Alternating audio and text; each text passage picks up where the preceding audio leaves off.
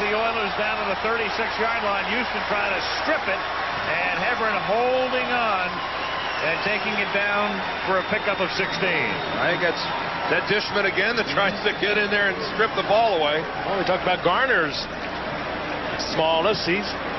Hebron is 5'8", 190 pounds, and he runs a lot like Garner. Just accelerates, tucks. Look, he hides the football well, covers it up. Dishman trying to pull it out of there. He tried to pull it out and got pulled about 7 or 8 yards in the process. Barnett in motion. Here's Hebron to the right side on first down, going nowhere. Al Smith knocks him down.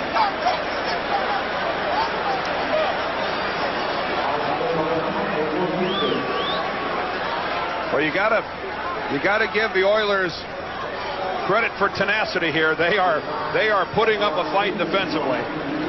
I think they've been down this road before at 1-5, and they know what happens if they fall behind by too much. And I think you can see by the way the Oilers are being aggressive here that they sense the urgency of this defensive stand that they are attempting to make. 2nd and 11. Half a minute to go, third quarter, and the play clock expires. So the Eagles late in getting up to the line, and a delay of game penalty. I can't recall a game where I have seen as many miscues on both sides in clock management. I tell you, that had to be late coming into Randall. Ordinarily you could blame it on Randall, but no, I don't. I'm not affixing blame to players. Well, I'm not either, but I'm just saying that Randall is shaking his head. He's just not getting to play in time to get to the line of scrimmage. It is a. And when you are that late coming in with it, you don't get an opportunity to change it off if you get the defensive set you don't want to see, and you can't automatic. More often than not, it's because it's late coming in from the sidelines, and I think that's a new sign now in the National Football League. We understand what that means. I can't hear you. My radio's not working. Audio difficulties. 2nd and 16. Cunningham, reverse roll. Herschel Walker, who's been pretty silent to this point, makes the catch, and down he goes at the 33, and we've got a fight at the 45-yard line. It is Broderick Thompson. He's the Eagle involved. Well, you don't see this very often. And it's Ray Childress. Not where two guys down on the ground, helmets flying. I mean, these are big guys going at it here now. This isn't Andre Rison and Deion Sanders. This is WWF stuff. Yeah, this is.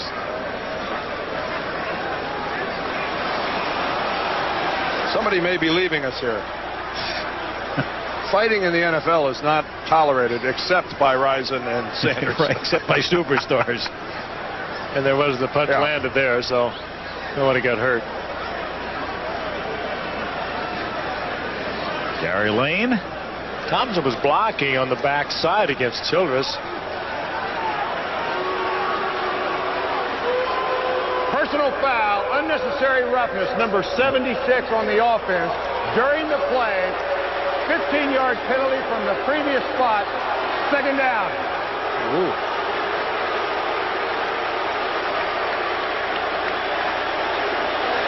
Well, Gary Lane making the call. Gary, the only referee in the league who was a former NFL player. So the call goes against Broderick Thompson. No foul called against the Houston Oilers, and damaging to Philadelphia. Just a short distance to go, though, for the first down. That's the end of the third quarter. 14-6, Philadelphia. Monday Night Football back after this from our ABC station. And we're back at Veterans Stadium in Philadelphia. Al Michaels, Frank Gifford, Dan Dieroff, Lynn Swan working the sidelines. Our producer Ken Wolf, director Craig Janoff. Monday Night Football. 8th week, 8 out of 17 Monday nights. Almost at the halfway mark. Off to Chicago next Monday night. Halloween night. Bears, Packers. Have we had a game on Halloween night since Indianapolis? No, sir. The wild one in Indy. 88. We start the fourth quarter here. It is 2nd and 31 after that last penalty from the 42. Philly up by 8. Cunningham tries to get about half of it back, and Mark Bavaro was the intended receiver. Incomplete. I don't know whether Dishman got a hand on it or not. He made a good play for it, though. Could have even picked that off. Cunningham looking for Bavaro. Good looking shot at it. Dishman right in front of him. Number 76. Penalties declined. Third down. Roderick Thompson with the hole, and it's declined. It's 3rd and 31. They're in this 3rd and 31 because of a penalty on Thompson, and that one got declined. He could have put him in a 3rd and 41 if they would have accepted that thing. And we have been told that we will be seeing a new Oiler quarterback in the next series. Joe Tolliver warming up. Not a lot of faith in your starter, is it? You're only down by 8. Which way? 3rd and 31. Eagles have to get to the Oiler 27 to convert. And Randall throws it about 10 yards out of bounds. Nobody even close. Nobody even open. Yep. Nobody close to being open. So precious little chance of converting for the total yardage on 3rd and 31. Certainly no time to throw an interception. And again, Randall Cunningham, not much of a guy to work underneath. He loves to go downfield and admits it. Brian Barker toward Ernest Gibbons. And Ernest gets hit right away.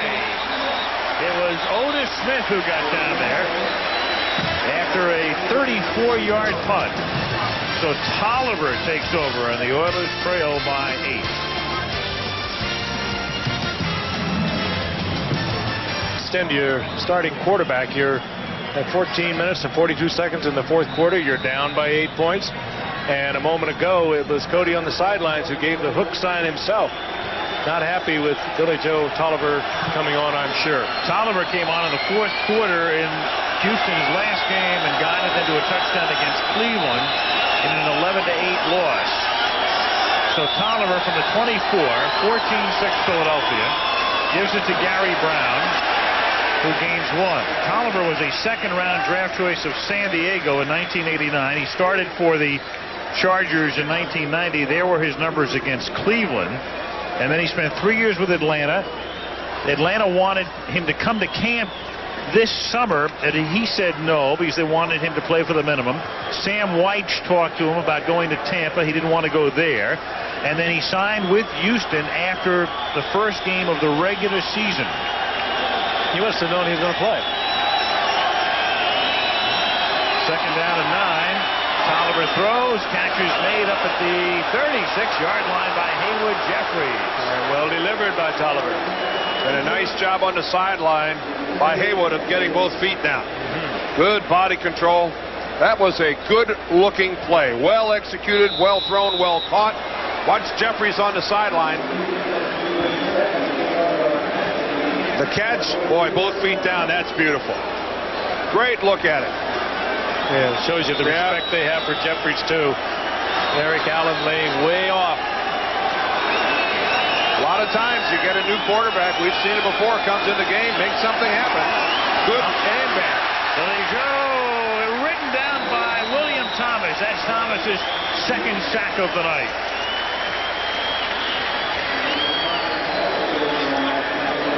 Tolliver finding nowhere to go. I don't think we'll see. I think we'll probably see a little more blitzing now. You should bring a new quarterback off the bench.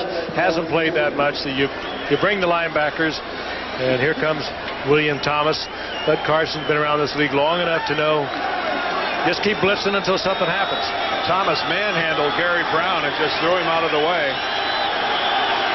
First time in Thomas's career he's had a 2-sack game at a 2nd and 12 from the 35. Early 4th quarter, Eagles lead by 8. Here comes the blitz off the corner. Tolliver throws. Ernest Gibbons makes the catch, and Ernest Gibbons is out of bounds at the 50-yard line.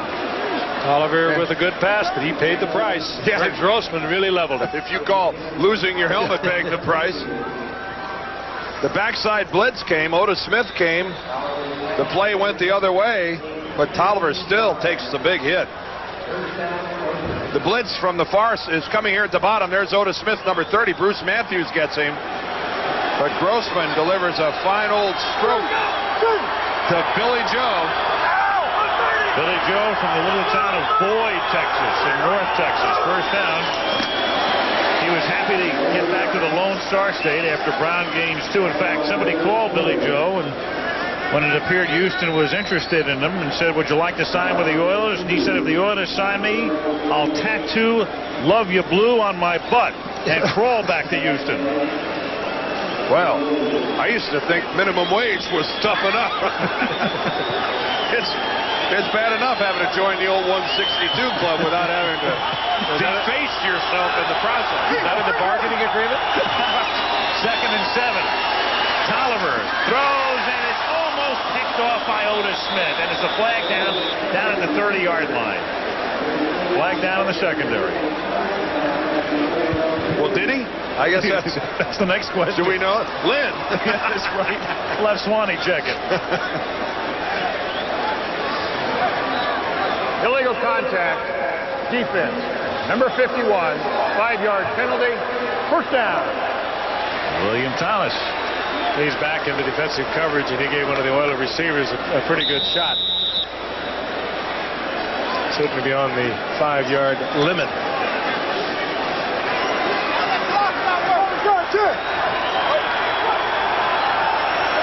Oilers at the 43.